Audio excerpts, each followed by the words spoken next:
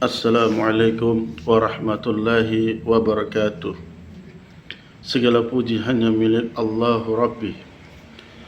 Segala zat yang maha ghafur, zat yang maha syukur, yang telah memberikan beribu-ribu nikmat yang tidak terukur. InsyaAllah diberkahi Allah subhanahu wa ta'ala. Salawat serta salam semoga tersurah limpahkan kepada Nabi akhirul zaman, seorang Nabi yang lahirnya saja membuat goncang alam semesta, membuat heboh para malaikat Allah subhanahu wa ta'ala, yang kalau bukan karenanya tidak akan Allah ciptakan alam semesta ini. Siapa dia? Tidak lain dan tidak bukan, yaitu Nabi Muhammad sallallahu alaihi wasallam. Semoga keluarganya, sahabatnya, dan kita selaku umatnya yang mengikuti sunnah-sunnahnya dan masih mau belajar serta mencari tahu tentang ilmu-ilmu Allah, semoga mendapat syafaatnya. Yang saya hormati Pak Doktor selaku pengampu mata kuliah filsafat dan ilmu kalam, yang saya sapa dengan hormat Dr. Mustafa, Magister Pendidikan Islam. Izinkan saya mengurai dan mempresentasikan makalah saya tentang perbandingan antara aliran akal dan wahyu, perbuatan manusia, kehendak mutlak dan keadilan Tuhan, serta iman dan kufur. Pertama, akal dan wahyu. Akal dan wahyu menurut Al-Quran dan Sunnah. Akal atau akal adalah salah satu unsur penting dalam diri manusia yang ada kaitannya dengan akidah. Kata akal berasal dari kata Arab al-aql. Kata ini dalam Al-Quran terdapat dalam bentuk kata kerja. Aqalu 1 ayat, ta'aqilun 24 ayat, na'aqil 1 ayat, ya'aqiluha 1 ayat, dan ya'aqilun 22 ayat. Kata aqala berarti mengikat dan menahan. Al-aqal juga dapat diartikan sebagai al-hijr atau menahan. Dan al-aqil adalah orang-orang yang menahan diri dari mengekang hawa nafsu. Pada sisi lain, al-aql juga dapat berarti kebijaksanaan sebagai lawan dari lemah pikiran. Al-aql juga dapat berarti kalbu. Padanya lah dari bahasa Latin adalah ratio atau rasio, atau budi dalam bahasa Sanskerta.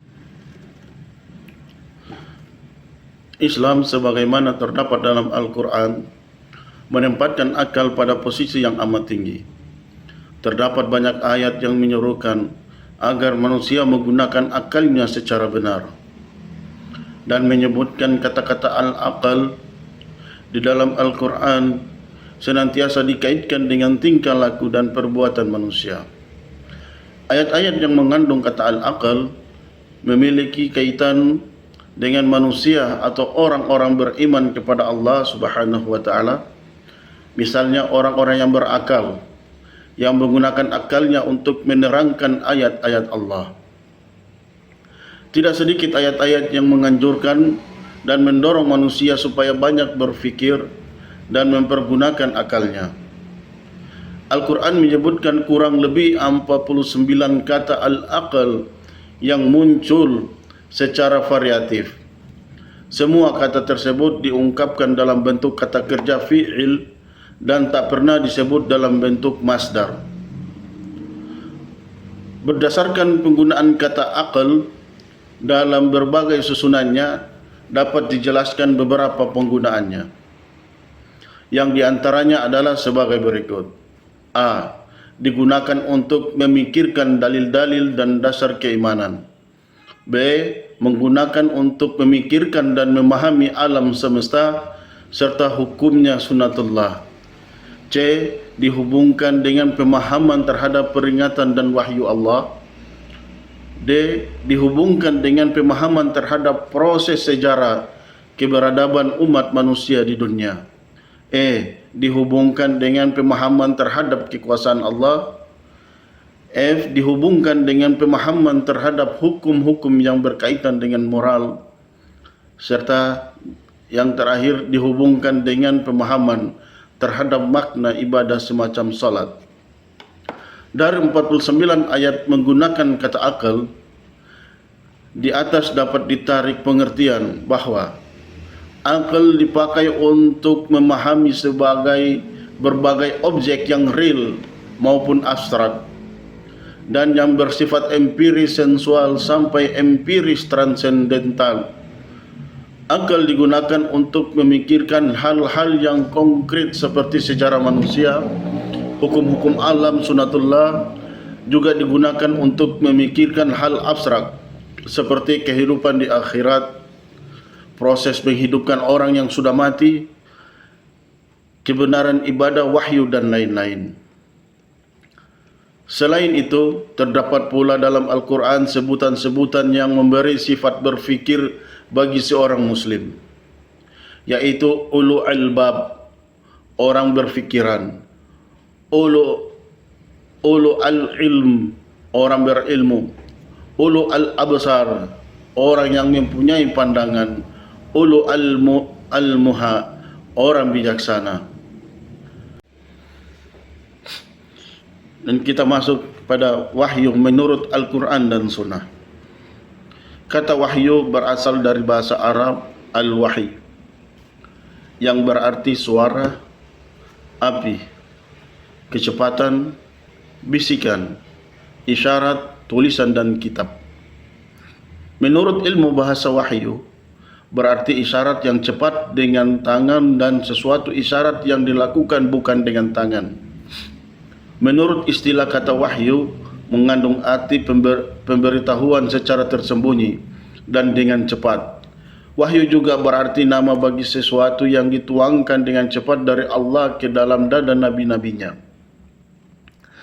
Sebagaimana digunakan juga untuk lafaz Al-Quran. Kemudian kata wahyu lebih dikenal dalam arti apa yang disampaikan Allah kepada para nabi.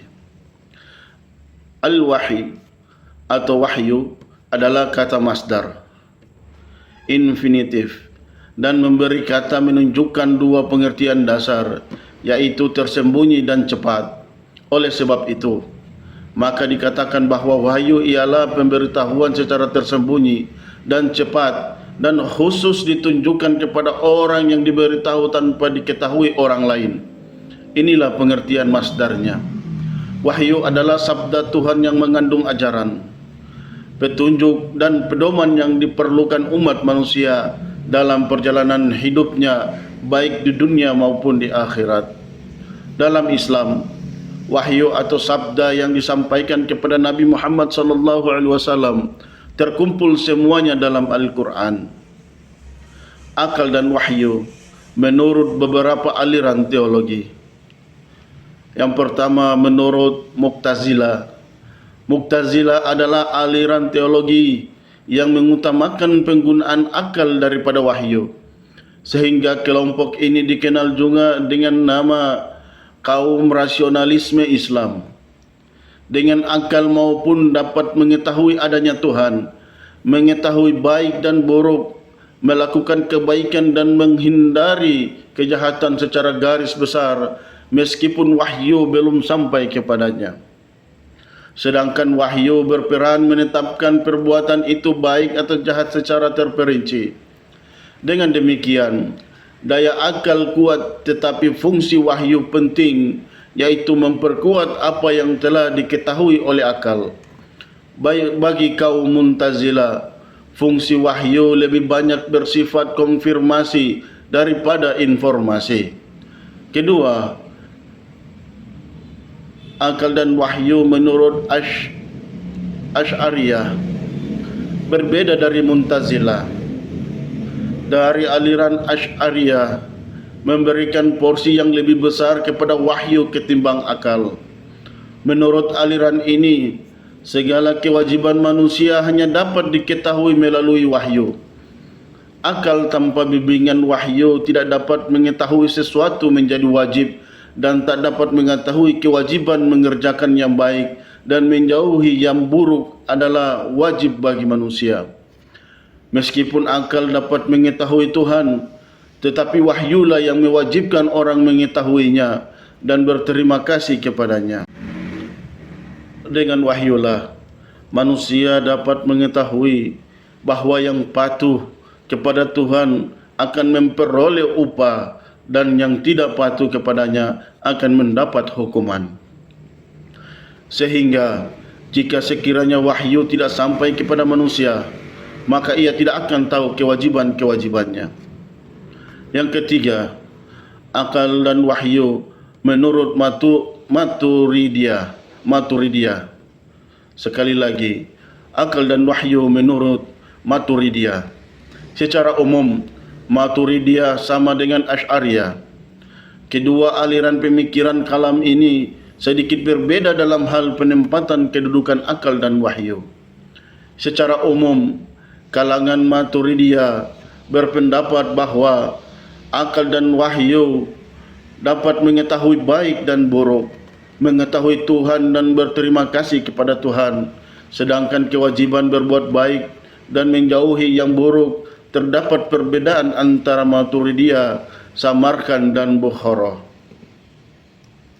Bagi Maturidiyah Samarkand, akal mampu dan wajib mengetahui Tuhan, mengetahui baik dan jahat. Hanya saja kewajiban mengetahui baik dan jahat adalah berdasarkan wahyu, bukan pada kemampuan akal. Adapun Maturidiyah Bukhara, akal dapat mengetahui adanya Tuhan, kebaikan serta kejahatan, namun akal tidak wajib mengetahui Tuhan dan mengetahui kewajiban melakukan yang baik dan meninggalkan kejahatan. Akal dan wahyu dalam pandangan Imam Al-Ghazali.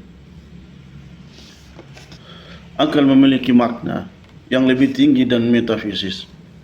Akal dalam terminologi filsafat Islam memiliki persamaan pengertian dengan intelek atau nous. Dalam filsafat Platonisme dan Neoplatonisme, akal merupakan sebuah potensi yang terpendam di dalam mikrokosmos manusia dan yang terwujud dalam bentuk jiwa atau spirit. Kehadiran akal dalam diri manusia menyebabkan beberapa dari makhluk lain. Keberadaan akal yang dimaksud juga sebagai alat untuk memahami dan mengatur alam. Sehingga dengan demikian, manusia menduduki posisi sebagai senter di antara semua makhluk Allah. Nabi Adam mulanya diberi intelek oleh Allah sehingga ia tahu nama-nama dan objek alam. Sedangkan malaikat tidak, karena memang tidak dibutuhkannya untuk memahami alam di lingkungannya. Dengan modal ini, ada manusia memiliki posisi lebih tinggi daripada malaikat, karena malaikat diperintahkan bersujud memberi penghormatan kepada Adam. Hakikat akal pada manusia mempunyai 4 pengertian, yaitu pertama, akal adalah sifat yang mampu membedakan eksistensi manusia dari binatang. Akal yang difungsikan dengan baik akan membawa manusia pada pemikiran praktis maupun teoritis yang bahkan abstrak. Kedua, akal adalah hikmah atau kebijaksanaan yang berkembang pada diri manusia seiring dengan pertambahan pengalamannya. Ketiga, akal adalah pengetahuan yang didapat melalui pengalaman yang berjalan. Orang yang menemukan pengalaman baru dan mendapatkan pelajaran dari pengalaman tersebut lalu dididik oleh waktu yang berjalan, maka melalui semua proses dimaksud ia akan disebut sebagai orang yang berakal. Sebaliknya, orang yang kurang kemampuannya dalam masalah ini disebut sebagai bodoh atau jahil. Keempat, daya alamiah, yakni manakala seseorang mencapai suatu tahap di mana ia bisa mengetahui akibat atau hasil dari tindakan-tindakannya, maka ia dikatakan sebagai manusia berakal. Pengertian akal yang pertama merupakan dasar, yang kedua merupakan cabang akal yang mendekati pengertian pertama. Yang ketiga adalah ranting dari pengertian pertama dan kedua. Sedangkan pengertian yang keempat merupakan hasil tertinggi dari fungsi akal. Akal menurut Harun Nasution. Menurut Harun Nasution, yang dipertentangkan dalam sejarah pemikiran Islam bukan akal dan wahyu itu sendiri, tetapi penafsiran tentang teks wahyu dengan penafsiran lain dari teks wahyu itu juga. Maka sesungguhnya antara akal dan wahyu itu tidak ada pertentangan. Harun Nasution dalam bukunya Akal dan Wahyu dalam Islam menjelaskan bahawa Islam berkembang dalam sejarah bukan hanya sebagai agama, tetapi juga sebagai kebudayaan. Islam memang lahir pada mulanya hanya sebagai agama di Mekah, tetapi kemudian tumbuh di Madinah menjadi negara. Selanjutnya berkembang di Damsyik menjadi kekuatan politik internasional yang luas daerahnya, dan akhirnya berkembang di Baghdad menjadi kebudayaan bahkan peradaban yang tidak kecil pengaruhnya, sebagai telah disebut di atas pada peradaban modern. Dalam perkembangan Islam dalam kedua aspeknya, akal memainkan peranan penting bukan dalam bidang kebudayaan saja, tetapi juga dalam bidang agama. Dalam membahas masalah-masalah keagamaan, banyak ulama yang tidak semata-mata berpegang pada wahyu, tetapi juga bergantung pada akal. Hal itu dapat dijumpai dalam pembahasan-pembahasan bidang fikih, teologi dan filsafah. Menurut pendapat Harun, peranan akal dalam bidang fikih atau hukum Islam itu diperlukan. Kata faqih mengandung makna faham atau mengerti. Untuk mengerti sesuatu diperlukan pemikiran dan pemakaian akal. Dengan demikian, fikih merupakan ilmu yang membahas tentang pemahaman dan tafsiran ayat-ayat Al-Quran yang berkenaan dengan hukum. Untuk penafsiran dan pemahaman ini diperlukan al-ijtihad. Ijtihad banyak dipakai dan kedudukannya penting dalam fikih. Begitu pentingnya kedudukannya sehingga ahli hasabullah membuat ijtihad menjadi sumber ketiga dari hukum Islam setelah Al-Quran dan Sunnah. Ia mempunyai argumen yang kuat untuk ini, yaitu hadis Mu'az ibnu Jabal. Dalam hadis itu, Nabi SAW bertanya kepada Mu'az, apa yang akan diperbuatnya di Yaman jika ia tidak menemui ketentuan hukum dalam Al-Quran dan Sunnah ketika hendak memutuskan sesuatu perkara. Mu'az menjawab akan memakai ijtihadnya. Dalam aliran-aliran teologi Islam terjadi polemik yang berkepanjangan dalam masalah akal dan wahyu, terutama antara Mu'tazilah, Asy'ariyah dan Maturidiyah. Permasalahan utama antara lain adalah, dapatkah akal mengetahui Tuhan? Kalau dapat, apakah akal mengetahui kewajiban berterima kasih kepada Tuhan? Atau dapatkah akal mengetahui apa yang baik dan apa yang jahat? Kalau dapat, dapatkah akal mengetahui bahawa wajib bagi manusia berbuat baik dan wajib baginya menjauhi perbuatan buruk? Harun, sebagaimana Mu'tazilah, berpendapat bahawa keempat masalah tersebut dapat diketahui oleh akal. Semua pengetahuan dapat diketahui melalui akal, dan kewajiban-kewajiban dapat diketahui dengan pemikiran yang mendalam. Dengan demikian, berterima kasih kepada Tuhan sebelum turunnya wahyu adalah wajib. Baik dan buruk adalah sifat esensial bagi kebaikan dan kejahatan. Kebaikan dan kejahatan wajib diketahui melalui akal, dan demikian pula mengerjakan yang baik dan menjauhi yang buruk. Sekarang kita masuk dalam perbuatan manusia. Menurut aliran Jabariyah, aliran Jabariyah memandang bahwa manusia tidak merdeka dari mengerjakan perbuatannya dalam keadaan terpaksa, fatalisme. Aliran Jabariyah memandang manusia tidak mempunyai pilihan. Manusia dalam perbuatannya adalah majbur, terpaksa. Manusia digerakkan Allah, sebagaimana benda-benda yang mati dan tak bernyawa dapat bergerak hanya karena digerakkan oleh Tuhan. Menurut aliran Mu'tazilah tentang perbuatan manusia, aliran Mu'tazilah memandang bahawa manusia sendirilah sebenarnya yang mewujudkan perbuatannya, baik perbuatan jahat maupun perbuatan baik. Begitu pula iman dan kufur. Paham ini diperkenalkan pertama kali oleh Ma'bad Ibnu Al-Juwaini dan Ghailan Al-Dimashqi. Keduanya merupakan orang yang paling awal memperkenalkan pembicaraan tentang Al-Qadar, yaitu kemampuan manusia untuk melakukan perbuatannya. Manusia tidak dikendalikan tetapi dapat memilih. Kebebasan manusia dalam mewujudkan perbuatannya erat kaitannya dengan kewajibannya untuk mempertanggungjawabkan perbuatannya. Sedangkan tanggungjawab menghendaki kebebasan, pemberian siksaan dan pahala tidak relevan kalau manusia tidak aktif.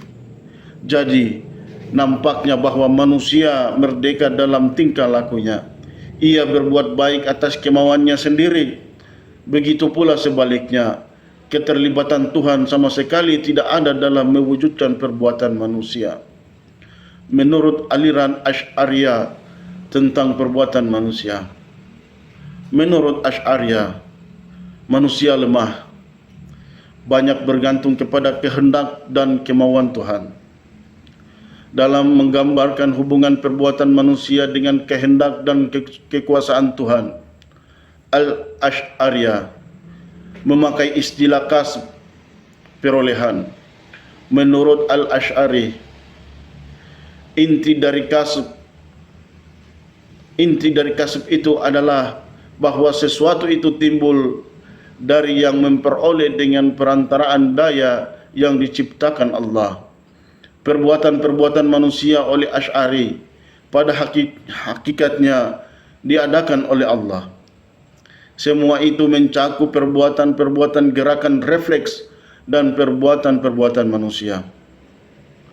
Menurut aliran Maturidiyah tentang perbuatan manusia, dalam perwujudan perbuatan terdapat dua perbuatan: perbuatan Tuhan dan perbuatan manusia. Perbuatan Tuhan mengandung kebijaksanaan hikmah, baik dalam ciptaannya maupun perintah dan larangannya. Perbuatan manusia bukanlah merupakan paksaan dari Allah. Karena itu tidak bisa dikatakan wajib, karena kewajiban itu mengandung sesuatu perlawanan dengan iradahnya. Kita masuk dalam kehendak mutlak dan keadilan Tuhan. Menurut aliran Mu'tazilah, kaum Mu'tazilah memandang bahawa Allah itu tidak berkuasa mutlak. Kemutlakan kekuasaan Allah dibatasi oleh beberapa hal yang ditetapkan oleh Allah sendiri, yang mana Tuhan tidak akan melanggarnya berdasarkan kemauannya sendiri. Aliran Mu'tazilah sepakat bahawa manusia mampu menciptakan perbuatannya baik dan buruk. Wasil bin Atta berpendapat bahawa manusia bebas dalam perbuatannya. Dia tidak dipaksa. Agar demikian, maka keadilan Tuhan terwujud. Paham ini didasari oleh paham mereka tentang keadilan Allah. Sebab tidak benar manusia diberi beban kemudian dibatasi kebebasannya, atau tidak diberikan kemampuan untuk mewujudkan apa yang dibebankan kepadanya. Tuhan itu adil. Kalau manusia diberi kehendak untuk memilih perbuatannya yang diinginkannya dan diberikan kemampuan untuk melaksanakan apa yang dikehendakinya, atas perbuatan itulah maka Tuhan memberikan imbalan pahala atau siksa sesuai dengan ancamannya. menurut aliran Asy'ariyah tentang kehendak mutlak dan keadilan Tuhan. Aliran Asy'ariyah menyatakan bahwa Allah mempunyai kekuasaan mutlak dan tidak tunduk kepada siapapun. Kekuasaan mutlak Allah tidak dapat dibatasi oleh kebebasan manusia. Hal ini dapat dipahami dari pandangan kaum Asy'ariyah yang memahami bahwa manusia tidak bebas berbuat dan berkehendak. Sebab kiranya sesuatu terjadi di luar kehendak Allah, atau sekiranya dalam kekuasaannya terjadi apa yang tidak dikehendakinya, maka hal ini akan berarti bahwa Allah itu lemah atau lupa. Sedangkan sifat lemah atau lupa adalah mustahil bagi Allah. Dengan demikian, Allah lah yang menghendaki segala sesuatu yang terjadi di alam ini, termasuk perbuatan baik atau perbuatan buruk. Yang terakhir, iman dan kufur. Iman dan kufur menurut aliran Khawarij. Iman dan kufur mulai dipersoalkan ketika aliran Khawarij memandang semua yang menerima tahkim adalah kafir. Bagi aliran Khawarij, iman tidak cukup hanya diucapkan atau dibenarkan, melainkan harus dibuktikan dengan perbuatan. Karena itulah yang merupakan penentu iman. Maka dari itu, bagi yang melakukan dosa besar adalah kafir. Iman dan kufur menurut aliran Murji'ah. Iman adalah ma'rifah, sama dengan ikrar dan tasdik. Amal tidak termasuk unsur iman, sedang kufur adalah mengingkari. Oleh karena itu, apapun yang dilakukan oleh seseorang tidak mempengaruhi imannya sekalipun berbuat dosa. Iman dan kufur menurut aliran Mu'tazilah. Aliran Mu'tazilah mengemukakan bahwa iman adalah ketaatan kepada yang diwajibkan dan disunatkan. Ini berarti bahwa unsur iman bagi Mu'tazilah tidak hanya ikrar dan tasdik, tetapi juga pengalaman sangat berpengaruh terhadap iman. Sehingga seseorang yang beriman melakukan dosa besar tidak dapat dikatakan kafir, karena masih ada unsur lain yang dimiliki, yaitu pengakuan atau ikrar dan tasdik. Pelaku dosa besar hanya dikatakan sebagai fasik, bukan mukmin secara mutlak dan bukan kafir secara mutlak. Manusia dikatakan kafir manakala unsur-unsur iman tidak ada. Iman dan kufur menurut aliran Asy'ariyah. Aliran Asy'ariyah membedakan antara iman dan Islam. Iman bersifat khusus, berhubungan dengan hati, yakni ikrar dan tasdik. Sementara Islam mempunyai ruang lingkup yang luas, meliputi syariat atau pengamalan, sehingga tidak dapat digolongkan kafir karena melakukan dosa besar. Hanya saja, dalam kehidupan sebagai seorang yang beriman, tidak cukup dengan iman atau Islam saja, melainkan keduanya harus dipadukan, karena iman dan Islam tidak dapat dipisahkan. Demikianlah beberapa hal yang dapat saya sampaikan. Semoga apa yang disampaikan tadi dapat memberi manfaat dan kebaikan bagi kita semua. Tentunya kesempurnaan hanya milik Allah semata. Karena itu saya memohon maaf atas ucapan dan tindakan yang tidak mengenakan bagi para pendengar atau Pak Doktor. Wallahu muwafiq ila aqwamit thariq. Semoga Allah menuntun kita menuju jalan yang paling lurus, yakni Islam. Akhirul kalam. Wassalamualaikum warahmatullahi wabarakatuh.